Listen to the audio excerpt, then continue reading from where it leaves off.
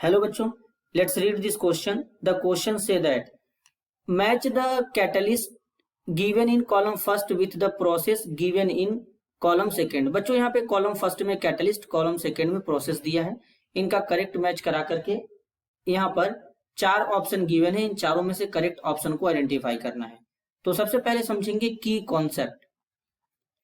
की कॉन्सेप्ट होगा use of catalyst. अब यूज ऑफ कैटलिस्ट यहां पर की कॉन्सेप्ट क्यों होगा बच्चों? क्योंकि हमें यही तो देखना है कि कौन से प्रोसेस में कौन सा कैटलिस्ट यूज होगा. तो अब यहां पर एक एक टॉपिक को चेक करेंगे. सबसे पहले ए को देखेंगे, कॉलम फर्स्ट का ए. तो यहां पर निकल है जो कि हाइड्रोजन के प्रेजेंस में यूज किया जाता है. तो बच्चों जब हमारे पास वेजिटेबल ऑयल होता है, वेजिटेबल ऑयल, तो इस वेजिटेबल ऑयल को हाइड्रोजन के साथ ट्रीट करते हैं. हाइड्रोजन के साथ ट्रीट करेंगे. यहां पर निकल कैटलिस्ट होता है. टेम्परेचर होता है 150 से 180 डिग्री का. तो यहां पर बनेगा वेजिटेबल घी. वेजिटेबल यहां पे घी बन जाएगा इस तरीके से. तो इसका मतलब वेजिटेबल ऑयल से वेजिटेबल घी बन रहा है, मतलब लिक्विड से सॉलिड बन जा रहा है. तो अब यहाँ पे जो ए है सेकेंड कॉलम में किसके साथ मैच करेगा? आर के साथ में मैच करेगा, क्योंकि आर में लिखा गया है वेजिटेबल ऑयल टू घी, और वेजिटेबल ऑयल से घी का फॉर्मेशन हो रहा है. अब यहाँ पे बी को चेक करेंगे. बी में है कॉलम फर्स्ट का बी, Cu2Cl2. तो बच्चों यहाँ पे इस तरीके से एक बेंजीन रिंग है. यहाँ पर N2 प्लस X माइनस लिखेंगे. इसे बेंजीन डाइजोनियम हैलाइड कहते हैं. जब इसको Cu2X2 के साथ ट्रीट करते हैं तो यहां पर क्या होता है, सॉरी बच्चों, यहाँ पे Cu2Cl2 लेंगे.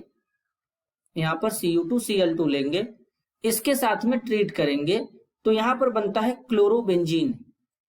इस तरीके से यहां पर क्लोरोबेंजीन बनता है, साथ में नाइट्रोजन गैस बाहर निकलता है. लेकिन इस रिएक्शन का नाम क्या है? इस रिएक्शन का नाम होता है सैंड मेयर रिएक्शन. यहां पर सैंड मेयर रिएक्शन इसका नाम होता है. तो यानी सैंड मेयर रिएक्शन में जो कैटलिस्ट यूज हुआ वो होता है Cu2Cl2. तो अगर हम बी का करेक्ट मैच कराएं तो सेकेंड कॉलम में सैंड मेयर लिखा गया है एस में, तो बी का करेक्ट मैच हो जाएगा एस के साथ में. अब बच्चों यहां पर अगर हम सी को देखें, सी में है V2O5 vanadium pentoxide, column first के सी में. तो अब जो वैनाडियम पेंटा ऑक्साइड है कब यूज करते हैं? जब कांटेक्ट प्रोसेस से सल्फ्यूरिक एसिड बनाते हैं तो वहां पर बीच में एक रिएक्शन होता है. वो रिएक्शन कुछ इस तरीके से होता है जहां पे हमारा सल्फर डाइऑक्साइड एक गैस होता है. इसको क्या करते हैं? ऑक्सीजन गैस के साथ में ट्रीट करते हैं. तो यहां पर एक कैटलिस्ट यूज करते हैं V2O5 वैनाडियम पेंटा ऑक्साइड. तो यहां पर ये सल्फर ट्राई ऑक्साइड गैस में कन्वर्ट हो जाता है और इसे कहते हैं कॉन्टैक्ट प्रोसेस. कॉन्टैक्ट प्रोसेस कहते हैं. तो कॉन्टैक्ट प्रोसेस से इस तरीके से यहां पर ये रिएक्शन प्रोसीड होता है. तो अब यहां पर अगर हम सी का करेक्ट मैच देखें तो यहां पर कॉलम सेकेंड में कॉन्टैक्ट प्रोसेस कहां पे लिखा गया है? क्यू में लिखा गया है. तो सी का करेक्ट मैच हो जाएगा क्यू के साथ में.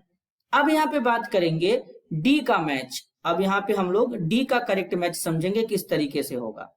तो डी में पहले क्या यूज किया गया ये देखेंगे. डी में यूज किया गया है फाइनली डिवाइडेड आयरन. तो अब बेसिकली ये कब यूज होता है? ये यूज होता है हमारा हैबर प्रोसेस में. हैबर प्रोसेस क्या होता है? हैबर प्रोसेस में अमोनिया बनाते हैं. नाइट्रोजन लेंगे गैस के फॉर्म में, हाइड्रोजन लेंगे क्या बच्चों? गैस के फॉर्म में. इसके बाद यहां पर कुछ कैटलिस्ट यूज करेंगे. तो यहां पर आयरन एक कैटलिस्ट के तौर पे यूज होता है, साथ में मॉलिब्डेनम भी होता है, लेकिन रिएक्शन में केवल आयरन का बात किया जा रहा है. टेम्परेचर यहाँ पे बच्चों, प्रेशर जो होता है वो 200 ATM का होता है, 200, और जो टेम्परेचर होता है वो 5 डिग्री सेल्सियस का होता है. तो इस केस में क्या होता है? अमोनिया गैस का फॉर्मेशन होता है इस तरीके से, और इस प्रोसेस को कहते हैं हैबर प्रोसेस. इस प्रोसेस को कहते हैं हैबर प्रोसेस. तो यहां पर इस तरीके से हैबर प्रोसेस से अमोनिया का फॉर्मेशन होता है। तो इसमें जो कैटलिस्ट यूज हुआ वो है आयरन।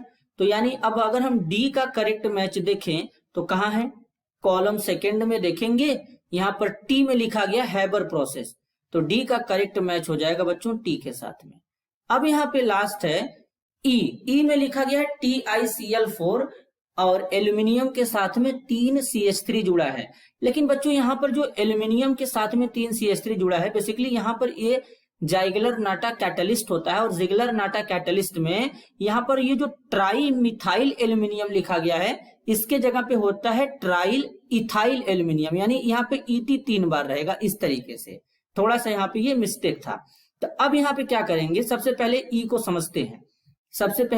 समझते हैं। ई में क्या है, ई में यूज किया गया है जिगलर नाटा कैटलिस्ट। कब यूज करते हैं, बेसिकली यहाँ पे क्या करते हैं, एक एल्कीन लेते हैं इस तरीके से CH2 डबल बॉन्ड CH2।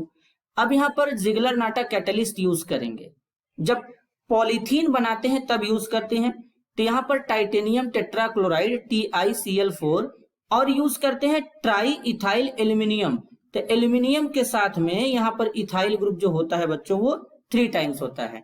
तो ट्राई इथाइल एल्यूमिनियम इस तरीके से यहाँ यूज करेंगे। तो ये जो होते हैं दोनों, इन्हीं को कहते हैं जिगलर नाटा कैटलिस्ट। अब यहाँ पे जो प्रेशर होता है वो 2 से 6 ATM का होता है, और इसमें जो टेम्परेचर होता है 60 से 70 इस तरीके से यहाँ पे क्या होता है बच्चों, टेम्परेचर होता है डिग्री सेल्सियस में। तो यहाँ पर पॉलीथीन का फॉर्मेशन होता है इस तरीके से। तो इस तरीके से यहाँ पे पॉलीथीन के फॉर्मेशन में जिगलर नाटा कैटलिस्ट यूज किया जाता है। तो अब जो ई है, ई किसके साथ मैच करेगा, जिगलर नाटा कैटलिस्ट। ई हमारा मैच करेगा कॉलम सेकेंड के पी के साथ में, तो अब अगर हम इसका करेक्ट ऑर्डर बनाएं तो ए का क्या होगा, आर होगा, बी का क्या होगा, एस होगा, सी का क्या होगा, क्यू होगा, डी का क्या होगा, टी होगा, और ई का क्या हो बच्चों, पी होगा। तो इस तरीके का मैच अब देखेंगे कहां पर है, तो इस तरीके का मैच अगर हम देखें तो ए का आर, बी का एस, सी का क्यू, डी का टी, ई का पी, ऑप्शन फर्स्ट में गिवन है। तो इस क्वेश्चन के लिए जो करेक्ट आंसर होगा वो होगा option first. This is your answer. I hope you understood it well. All the best.